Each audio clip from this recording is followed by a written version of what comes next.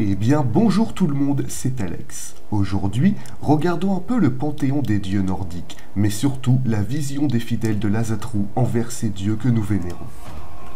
L'Ásatrú étant une religion polythéiste, elle comporte ainsi plusieurs divinités. Aujourd'hui, je vais donc vous présenter les principales divinités et les particularités de ces dieux, ainsi que de ce culte. Premièrement, il faut savoir une chose, les dieux sont divisés en deux groupes, les Æs ou Æsir, les dieux guerriers de l'ordre, de la justice, régnant aux cieux et peuplant l'Asgard, et les Van ou Vainir, les dieux de la nature et de la prospérité, régnant sur la terre et peuplant le Vanheim.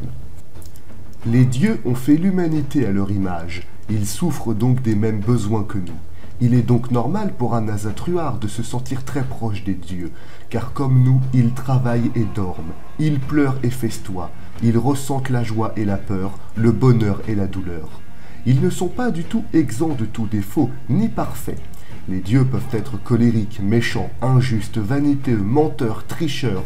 Comme nous, ils font des erreurs, et comme nous, ils sont liés à leur destin, celui du Ragnarok, le crépuscule des dieux. Cependant, ils restent des êtres de pure générosité et bienveillance. Pour nous autres les mortels, ils nous couvrent de bienfaits et protègent le monde des pires menaces qui le guettent. Les dieux instaurent un monde d'ordre et de prospérité idéal pour le développement du genre humain. Ils ne sont pas nos maîtres, mais nos parents. Nous ne sommes pas leurs fidèles, mais leurs enfants. Au regard de leurs collègues grecs, les dieux ne sont pas éternels. Certaines sources plus ou moins fiables de la mythologie annoncent même l'idée qu'ils ne sont pas immortels. Les dieux sont cependant invulnérables et ne vieillissent ni ne meurent, grâce aux pommes d'or de la déesse Idun. Ils chapeautent depuis des temps immémoriaux toutes choses dans l'univers, de la création des étoiles au souffle du nouveau-né. Les êtres humains sont bien peu de choses dans leur dessein. Nous sommes insignifiants au tonnerre de Thor, inexistants à la puissance d'Odin, ridicules à la beauté de Freya et faibles à la mort de Hel.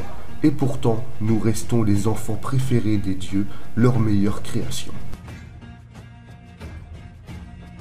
Les dieux principaux tournent autour d'Odin dit le Très-Haut ou le Père de toutes choses. Roi des dieux, il gouverne le savoir, la victoire, la mort, la poésie, la magie et les runes. Il est entouré de Frigg, son épouse, déesse qui gouverne la parenté, la filiation, le mariage, le foyer et protège enfants et femmes enceintes. Le couple donna naissance à bien des enfants, dont Thor, le puissant dieu du tonnerre, de la force, de la virilité et des pluies fertilisantes, et Balder, le dieu le plus aimé des dieux et des hommes, souverain de la beauté, de la joie, du bonheur, de la lumière et de la prospérité. Mais au-delà des enfants du couple, des dieux comme Tyr, le juste dieu de la guerre, de la justice et de la stratégie, ou Heimdall, le dieu blanc gardien d'Asgard et des hommes, n'ont pas à rougir.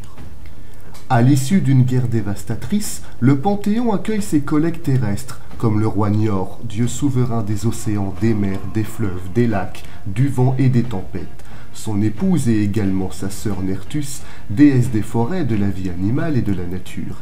Et bien sûr leurs deux enfants, Freya, déesse de la beauté, de la guerre, de l'amour, de la mort et de la magie, puis Freyr, le dieu de la fertilité, fécondité, prospérité et de l'abondance. D'autres dieux vinrent ensuite. Skadi, la déesse des montagnes, de la neige, de l'hiver et de la chasse, nouvelle épouse de Njord. Elle, la douce mais sombre déesse des morts, des ombres et des enfers, régnant sur ceux qui ont eu une mort de paille. Et enfin Loki, le dieu bouffon et médiocre de la tricherie, de la ruse, de la lâcheté, du mensonge, de l'ambition, de la trahison, de la jalousie, du feu, du malheur et de la destruction.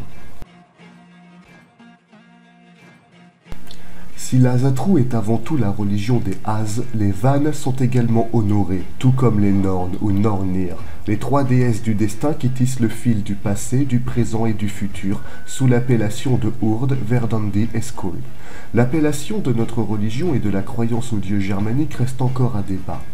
Certains disent Ásatrú pour la voix des Æs, d'autres Vanatrú pour la voix des Vannes, d'autres encore l'odinisme en référence au roi des dieux père de toutes choses, et enfin certains préfèrent l'appellation de Fornzir, l'ancienne coutume en français.